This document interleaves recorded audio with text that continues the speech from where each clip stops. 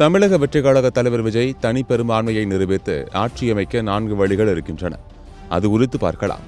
பெரும்பான்மை என்பது எவ்வாறு கணக்கிடப்படுகிறது என்றால், மொத்தமுள்ள 234 தொகுதிகளில் பாதியாக உள்ள 117 தொகுதிகளை விட 1 கூடுதலாக இருக்க வேண்டும். அதாவது 118 தொகுதிகள் வேண்டும். தாவேக தலைவர் விஜய் பெரம்பூர், திருச்சி கிழக்கு ஆகிய தொகுதிகளில் வெற்றி பெற்றிருப்பதால் அதில் திருச்சி கிழக்கு தொகுதியை அவர் ராஜினாமா செய்வார் என தெரிகிறது. மேலும் பெரும்பான்மை வாக்கெடுப்பை நடத்த தாவேகவிலிருந்து ஒருவர் தற்காலிக சபாநாயகராக இருக்க நேரிடும் என்பதால் அவரால் ஓட்டு போட முடியாது. எனவே தாவேக ஆட்சி அமைக்க இன்னும் 12 உறுப்பினர்களின் ஆதரவு தேவை. திமுக கூட்டணியில் இடம்பெற்றிருக்கக்கூடிய திமுக 59 இடங்களிலும், காங்கிரஸ் 5 தொகுதிகளிலும், பிசிக 2 தொகுதிகளிலும், தேமுதிக 1 தொகுதியிலும், கம்யூனிஸ்ட் கட்சிகள் தலா 2 இடங்களிலும் வெற்றி பெற்றுள்ளன.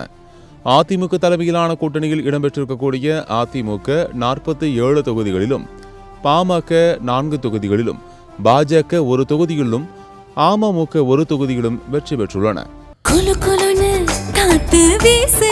உங்கள் சத்யாவில் குளு குளு ஏசி ஆஃபர். அந்த வகையில் தாவேகவுக்கு தற்போது 4 வழிகள் கண்முன் இருக்கின்றன. முதல் வழி, தாவேகவுக்கு காங்கிரஸ், பாமக, இந்திய கம்யூனிஸ்ட் அல்லது மார்க்சிஸ்ட் கம்யூனிஸ்ட் அல்லது இந்திய யூனியன் முஸ்லீம் லீக் ஆகிய கட்சிகளில் ஒன்று ஆதரவளிக்க வேண்டும். இரண்டாவது வழி, தாவேகவுக்கு பாமக, இந்திய கம்யூனிஸ்ட் கட்சி, மார்க்சிஸ்ட் கம்யூனிஸ்ட் கட்சி, இந்திய யூனியன் முஸ்லீம் லீக், விடுதலை சிறுத்தைகள் கட்சி ஆதரவளிக்க வேண்டும். மூன்றாவது வழி, தாவேகவுக்கு காங்கிரஸ், இந்திய கம்யூனிஸ்ட் கட்சி, மார்க்சிஸ்ட் கம்யூனிஸ்ட் கட்சி, இந்திய யூனியன் முஸ்லீம் லீக், விடுதலை சிறுத்தைகள் கட்சி ஆதரவளிக்க வேண்டும்.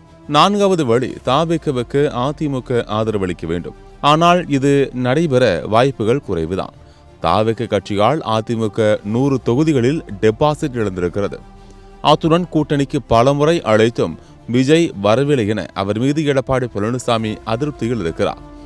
இதனால் அதிமுக ஆதரவு கேள்விக்குறிதான் என்றாலும் அரசியலில் எப்போது எது வேண்டுமானாலும் நடைபெறலாம் என்பதால் விஜய் எப்படி பெரும்பான்மையை நிரூபிக்கப் போகிறார் என்பதை பொறுத்திருந்துதான் பார்க்க வேண்டும்.